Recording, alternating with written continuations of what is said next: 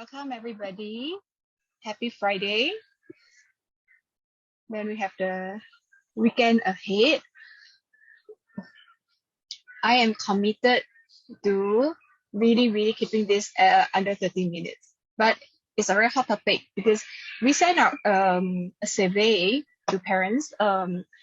We've been in this for over 10 years, and the typical questions that parents give us and ask us during the PTM period or day to day are quite common. But recently, in the last 1 or 2 years, we find there's a new topic that emerges, like on discipline. How do we discipline our child? I have issues with this and issue with that. How do we correct the child? What do the school do? How do we do and complement at home? Now, these are very important questions to have, and I'll be going through this. At the end of the session, I'll be sending a cane of your choice to every single parent who signed up for today's workshop. Just kidding. You can buy your own in Malacca shop, okay? But okay, so parents, today's one is, let me just share the screen first. Yes, awesome. So I'm just going to jump straight on.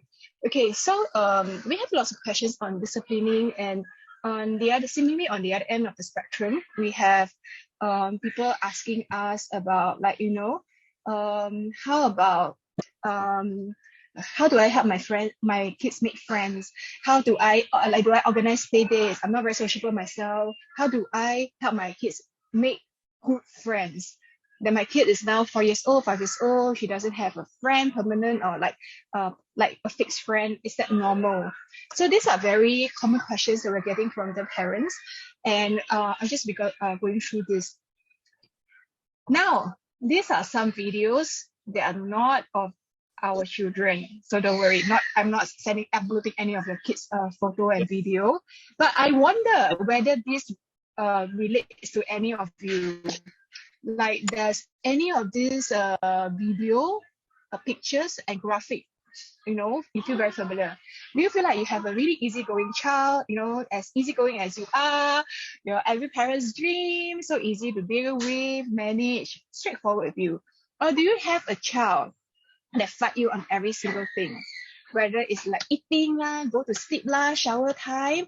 Every single thing is a struggle and a fight, like it's a power struggle. So you can unmute yourself, and then if you have tell me if any of this relate to you. Do you come because you feel like you have a child that you really need extra attention in correcting or guiding the behavior? Or is it because you're here because of the friendship concern? Anyone? Okay, so again, actually, when we talk about discipline and social development of the child, like having a friends circle, to me, they are very related topics. You're actually concerned about the child's social development, because your social behavior is what you want to correct or want to guide. You may not agree with, and you want to help them get on course, correct course. So that's what discipline is about. Now, before we start there on that topics, right, I just want to ask if you have considered personality and character are two words that we use very interchangeably. But have you considered what's the difference between them? Anyone wants to tell me what you think is like personality? When we say, oh, this person has personality, has a very strong personality, what do we really mean? Personalities are like traits. They are not the same. Personality and character, besides the fact that it's not spelled correct, the same. Personalities are like traits, like, oh, she's very pleasant, she's very friendly, she is very sociable, he is a very sporty person, he's very outgoing. Okay, these are traits that you use to describe someone. And then, of course, it changes according to the situation, and maybe over time. You may say that, oh, I remember she used to be my classmate. Then something happened. And now she's just a little bit more mature. She's like different when we catch up over the school reunion. So this is like personality can change over time. And character are like colors that has already been filled in. Many of us who are parents, you know that every child, if you have more than one child, every child has a character, a little bit different from the other. So character are kind of like if you rub against, like you polish off a layer, you start to see what is the inherent character of your child. Some babies have character right from day one, and you can see it the way they were in your stomach, how they behave, and then right on to, like, when they come out, straight away they have a strong character shows. Yeah. Now, so what you can do with, in terms of like the influence of the environment, is that what we're doing is that we're actually influencing the personality, but it's really hard to influence and change character. Yeah, but we can, if we know the inherent character, then you can try to influence the child. Now, don't let your past define you. Let it shape you into the person you want to be.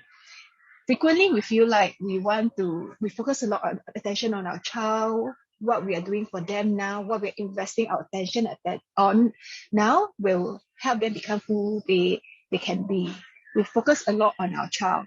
But what I often remind parents is the fact that you are a product of your own upbringing as well, unless you consciously try to change it or do something differently. But chances are, the moment, if you don't have any conscious decision to change or say, oh, I remember this is what happened and consciously want to do something differently, chances are that you just default to how you were brought up or how your memory remembers, because that is your inner compass of what's right, what's wrong, and what prompts a reaction from you when it comes to correcting or speaking to your child.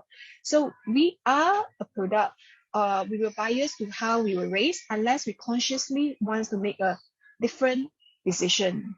But often, if we were coming from a place whereby we want to make a very different kind of decision, because I don't want what happened to me to happen to my child, then that's why this workshop will be really, really helpful for you, because your child is not you. You have a second chance to be a different person, or to do something a little bit differently. You're in a little bit more control of the situation, of how you can shape your child, but your child will have his or her inherent character, and it'll be a very interesting interaction between the two of you as your relationship progresses. So let's go into discipline first.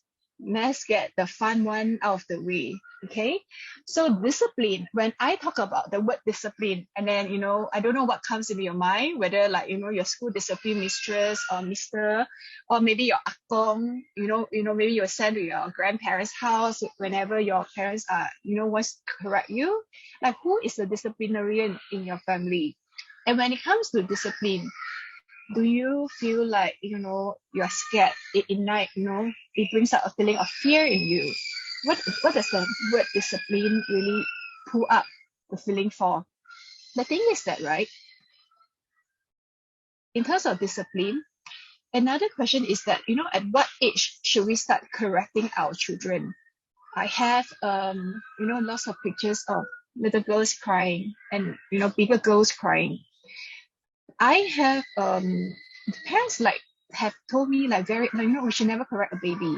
We have school of thoughts that a babies don't know anything at all. We shouldn't correct a baby or toddler. Yeah, they don't know anything yet. They're just throwing tantrum until they improve their way of communication. That's a very simplistic way of looking at it. And then at what point, when somewhere there's a gray line whereby, oh, it's too late to correct her already. She's grown up. Her character is set. We can't correct anymore. So there's a gray invisible line somewhere along the way that we may miss it if we don't consciously look out for it. The thing is that, right, correction is just an opportunity to teach our child a lesson. Something happened and give you the chance to talk about it, to do something about it. And then most of the time for me, I really want my child to learn from the situation, because we all really make mistakes, but we don't have the eraser at the side. You can just erase it away. It's just a good chance. Now, maybe as a parent, in the moment of when the mistake was made, it's very hard for you to see and tell yourself, oh, this is a fantastic opportunity for me to teach my child, because you may not think that way at the moment. And so, but it's just remind yourself, take a deep breath, that it's just a great opportunity for you to be shaping your child. Now, here's what, if you're driving, it says that it's not what happens to you, it's how you react to it that matters. You have to remember that the same treatment that you have, the same situation that happened to your older child, younger child, or to you, or you can say, if this had happened to me, I wouldn't have done so. Why did she do this? Like, you can't relate to why your child made that error or the mistake and stuff like that. Or you have very high expectation of yourself. Or maybe your spouse have very high expectation and say, she should have done this, he should have done that. Now, the thing is that she has already done this, she has already done that. It's now, how do we help her correct, steer course or change course, and how to understand that, why did she react to the situation this way? How do we help her react better next time? Because it's what our experiences that we have that make up who we are. So what you want to do is that as she has life experiences, is to help her.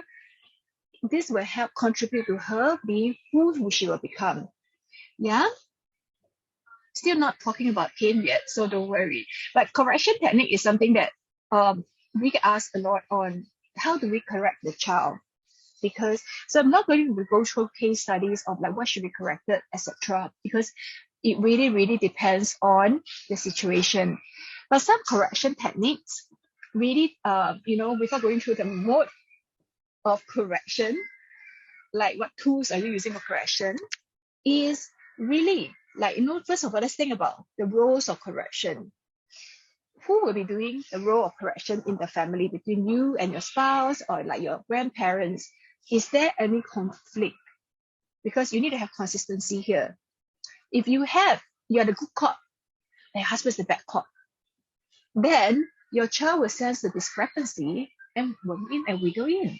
So this for some of you that, if you don't have a consistent role, then it's very hard. Say, someone was just, one parent was just talking to me about the fact that, oh, my husband feel really strongly about wasting food.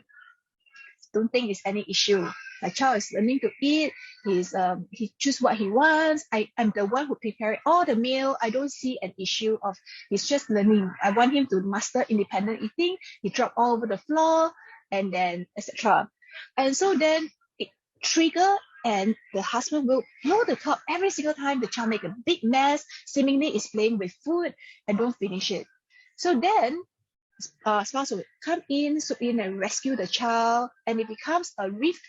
And this correction, this opportunity to correct, has actually created a rift between the couple. Because, and then so in terms of roles and consistency, I think that in the first week, we need to discuss among like the two of you to be on the same page. Now, two people get together, they're different people. It's going to bound to have differences. And then you need to have some ground rules, like, this seems like a very serious topic.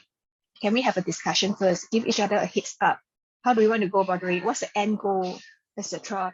And then, then on the other hand, if someone has already reacted and started correcting the child, do give your spouse the time and the space to complete it. Don't try to contradict it, because it doesn't help the child anyway. Now then, just let the matter conclude. I mean, it's not life-threatening that we're talking about. They're correcting something about food, about like being thrifty, about kindness, but not hurting others, and things like that. It's a situation we are still learning as parents ourselves. So in terms of roles, I would say try not to have a good cop, bad cop situation, for like define black and white, good cop, bad cop. You can't make always mommy the bad person. I can't make daddy always the one who's playing the child, the fun character. It's not fair to anybody in the relationship. But on the other hand, think about good cop, bad cop is a very situational, very fluid basis, because you all have a little bit difference in values that you might feel very strongly about. So let the person who feel very strongly and starting to correct be the one who take it through.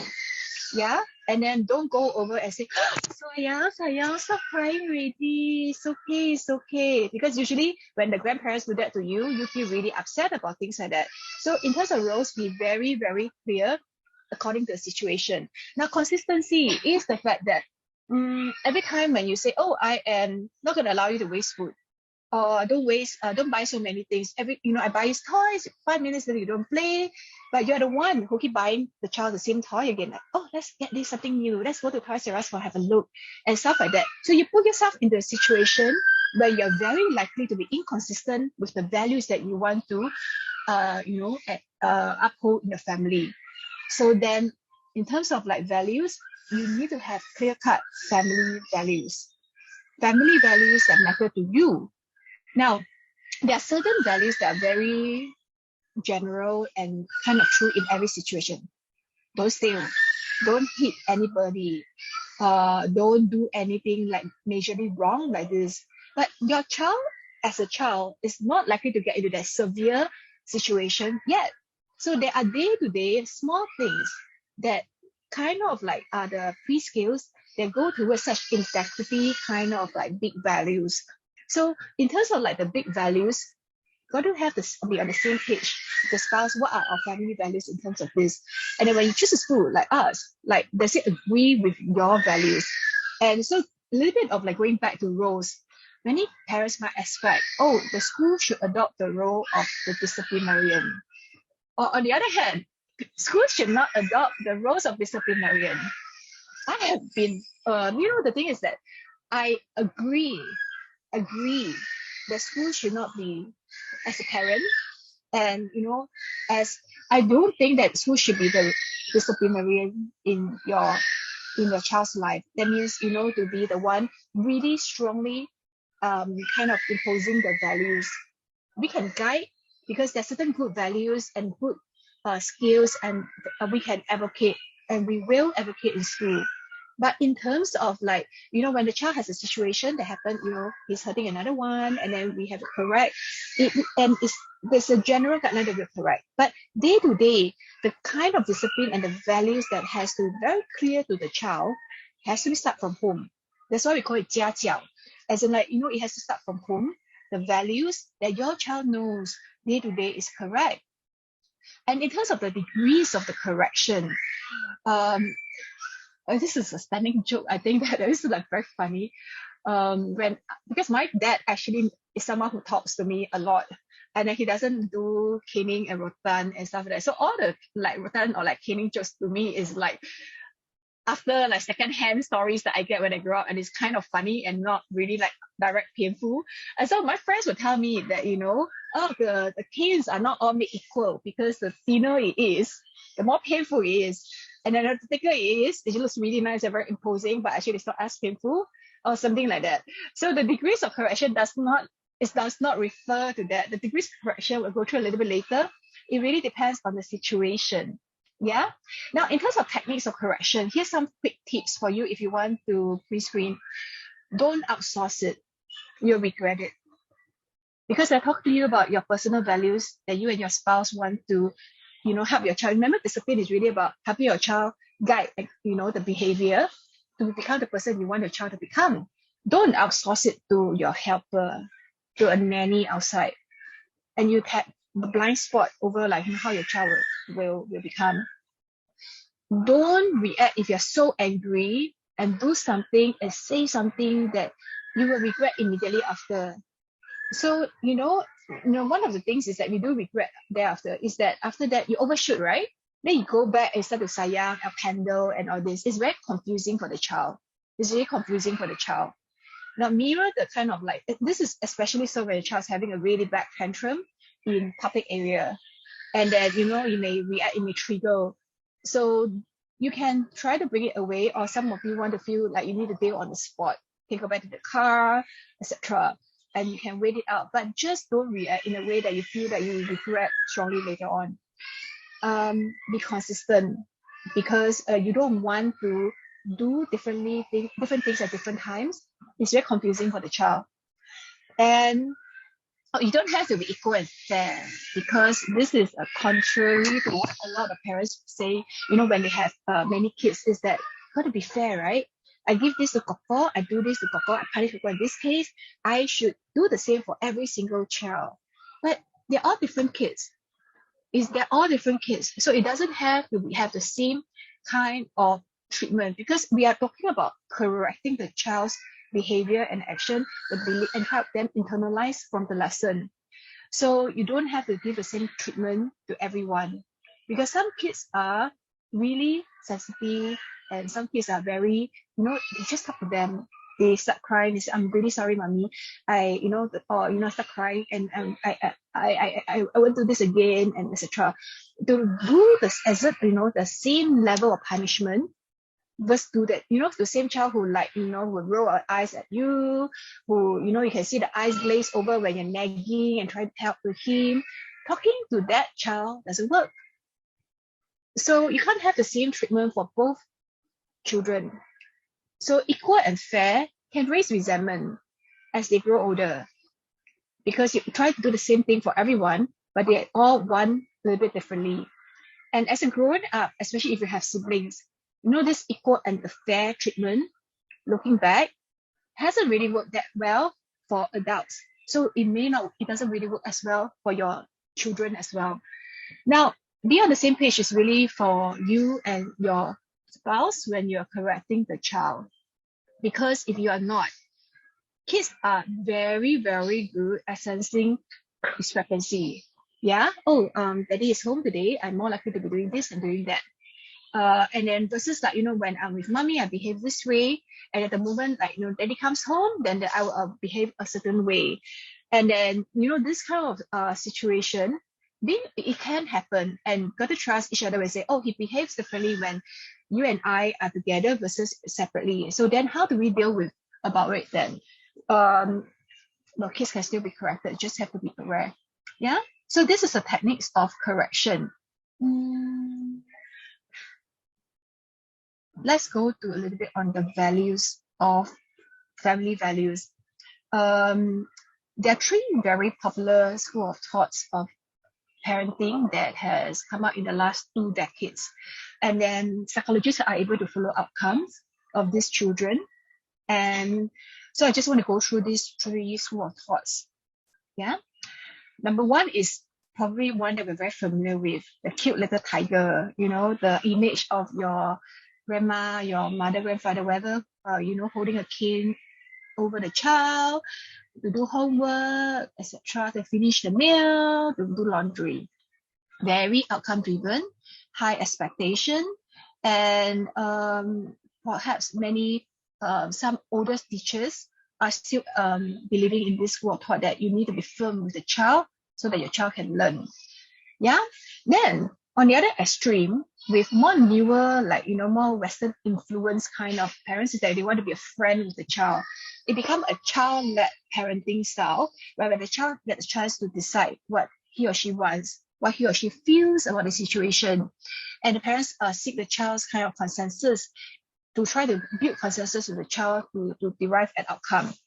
Child-led, if it hasn't sounded really weird to you, a child-led parenting hasn't worked out for many, many, many, many parents over the past 2 decades.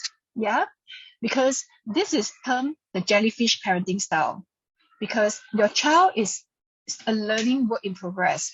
How can your child be the one in the driver's seat? Yeah. So then on the other hand, a little bit less extreme is the dolphin style of parenting. The dolphin style of parenting is a little bit more balanced. I don't know why dolphin, because I've not met a dolphin in my life, but apparently the dolphin style of parenting has more structure, has some ground rules, is firm, but not aggressive like the tiger. So it's a little bit more, it's parent-led with some room for the child's input. Now, over the years in school, it's a lot more difficult to manage a child, where it's obvious it's been in a very kind of a jellyfish kind of environment. They're very strong, autonomy in dictating what they want to do, when they want to do, how they want to do it. And in a school environment where it's learning to be socializing with others, to follow general instructions, like in the rule of it's like school is like a starting point before you enter society, right? Oh, don't throw food on the floor, finish your food. Some general social rules. Kids of jellyfish style parenting are the ones who find it the hardest to assimilate in the environment. Okay, if you can have a quick look, this is a summary that I took from Psychology Today. Now, basically for tiger style parenting, many of us may or not agree with it. There's only one way of being successful. There's only one way to learn Mandarin. There's only one way to do well in school. Anything that is not A, why do you not do well? Expectation is very clear to a certain kind of status for your child. It's very black and white. It's really hard to be a successful, a child that's thriving under a tiger style of parenting. It can be quite oppressive, because if you don't fit into this cookie cutter, then you feel like you fail, and that's not really good for any child as a self-esteem, you see. And then without that external validation reward, it's very easy for this kind of child from a target style parenting to feel lost in adult.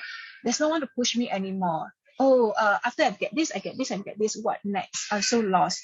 Do I have to keep changing cars and changing condo every single year and changing job, a bigger, better, so that I feel like I'm getting ahead in life? So this is the kind of tiger style parenting outcome that we're seeing.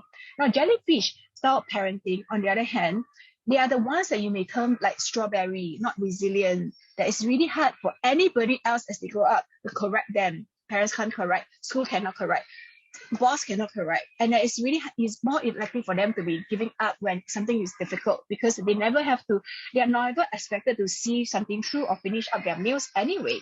So this is what can happen now. So dolphin is about striking some balance in a relationship, and hence why you need to start to agree on what are your own values and what kind of child that you want to raise. So now we talk about 8 degrees of correction. Obviously, when a child is much younger, as a baby, etc., when they're younger, they're testing things out. The degrees of correction don't have to be as strong. And none of the kind of things that, if they were to make mistakes when they are older and it's really severe situation, something really bad, if you hurt a friend in a really bad way, especially when you go to preschool or secondary school, or someone is doing that to your child, then, the kind of response will matter. So this is, I think that many of you who have older kids and, we have chatted before, this is something that you definitely feel a lot strongly about. Yeah, it's not so straightforward in parenting. And so the next chapter I want to move on to is on friendship development for the child. Because this is something is a really popular topic about, how do I help my child make friends? My child is not learning to share. Again, this is really about social development of your child, because it's not the number of friends or play dates that you really are conscious about. So deep down in your subconscious, what you really want to ask about, right? It's not the if my child don't go on play date, does it mean his speech development will be slower, that he doesn't want to socialize with kids his age, etc. And to me, I feel like this is not really kind of important topic, because every single child, some of us may like to have a lot of friends, some we don't, and then we shouldn't be deemed successful just because we have X number of friends on Facebook or followers. That's not. It's the quality and the quantity of friends. But really what matters to us and what we are really concerned about as parents is the values we want our child to have with all these relationships that we want to foster. Sharing with others, caring for another person, learning to communicate, learning to listen to someone. Yeah, learning to build consensus, agree to disagree. These are the kind of values that we want our child to nurture from having friendship. But friendship is also not made equal. You want to consider, maybe when they have kids, really, I think it's fine. Don't say, oh, my child is going to be a bad eater because we always hang out with the other child who don't finish her food. I don't think that's really the kind of influence yet. But what we are talking about influence, as your child grows a little bit older, you will see, because your child has inherent character. Some kids are the one exerting the influence on others. And some kids you find are the introverted one, they like to mimic another person and get influenced really easily. Then you know that, and you observe this from your child, is that you really have to watch out for your kid as they get a little bit older, that they are easily influenced. And we are an average of the 5 people we hang out with. You want your child to be around people who bring out the best in your child, who make your child a better person, not someone who keep putting your child down and make your child behave in the worst manner. Then you have a lot of correcting on your plate to do. Now, age pay and expectation. So we have talked to parents, girls and boys do develop very differently. In primary school, you still find our boys are still quite similar to how they are in preschool age, or maybe in adulthood. Yeah, but for girls, oh my goodness me, female friendship take a strong turn in primary school, probably as early as primary 3. So I speak to our primary school teachers, and they're saying, the head notes start as early as P3, P4, continues into your office environment. It is the same. As I have a chat with moms, it's difficult to help your child, especially if you raise your girl. Be a good person, be a kind person. Good things happen to people who are kind. And then you start to eat your words a little bit later on as you start to guide them and navigate this friendship arena later on. But the guidelines is very you need to focus on your child, and then first child safety and child's own development first later on. So not quantity of friends, but the quality of friends that matter later on. Yeah, and at the end of the day, friends may come and go. It's really important that you spend the effort to be your child's friend.